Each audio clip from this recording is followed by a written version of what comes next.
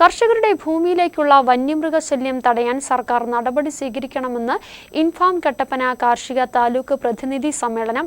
ഇൻഫാം കട്ടപ്പന കാർഷിക താലൂക്ക് സമിതി പ്രതിനിധി സമ്മേളനം കട്ടപ്പനയിൽ നടന്നു. ഇൻഫാം കാഞ്ഞിരപ്പള്ളി കാർഷിക ജില്ലാ assistant director father Jins Kizhakkel ഉദ്ഘാടനം ചെയ്തു.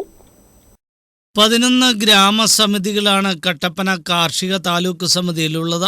750 അംഗങ്ങളാണ് താലൂക്ക് സമിതിയിലുള്ളത്. കട്ടപ്പനയിൽ നടന്ന പ്രതിനിധി സമ്മേളനം ഇൻഫാം കാഞ്ഞിരപ്പള്ളി കാർഷിക ജില്ലാ assistant director father Jins Kizhakkel ഉദ്ഘാടനം ചെയ്തു. കർഷകർ മുഖം നഷ്ടപ്പെട്ടവരല്ല.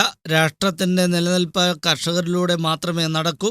കർഷകരുടെ പ്രതിസന്ധിയിൽ അവരെ സഹായിക്കാൻ ഇൻഫാം എന്നും കർഷകർക്കൊപ്പമുണ്ടാവുമെന്നും അദ്ദേഹം പറഞ്ഞു. ജനങ്ങളുടെ ജീവനും സ്വത്തിനും സംരക്ഷണം നൽകാൻ സർക്കാരിന് ഉത്തരവാദിത്തമുണ്ടെന്ന് മറക്കരുതെന്നും ഫാദർ ജിൻസ് കിഴക്കേൽ കൂട്ടിച്ചേർത്തു.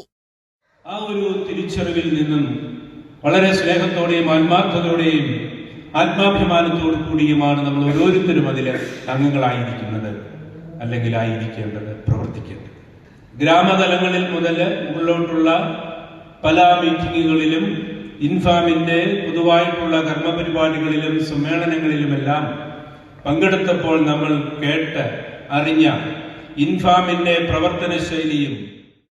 കട്ടപ്പന താലൂക്ക് ഡയറക്ടർ ഫാദർ വർഗീസ് കുളമ്പള്ളിൻ അധ്യക്ഷത വഹിച്ചു. കട്ടപ്പന സെന്റ് ജോർജ് ഫൊറാന പള്ളി വികാരി ഫാദർ ജോസ് മാത്യു പറപ്പള്ളിൽ മുഖ്യപ്രഭാഷണം നടത്തി. ഇൻഫാം കാഞ്ഞിരപ്പള്ളി കാർഷിക ജില്ലാ secretary doctor PV Mathew Plathra, ജില്ലാ പ്രതിനിധി ബാബു മാളിയേക്കൽ, കാർഷിക താലൂക്ക് പ്രസിഡന്റ് ബേബി പുത്തൻപറമ്പിൽ, സെക്രട്ടറി സാജൻ ജോസഫ്, സണ്ണി അയ്യലുമാലിൽ, ടോമി മുഴിയാങ്കൽ തുടങ്ങിയവർ സംസാരിച്ചു. News bureau, Kattappana.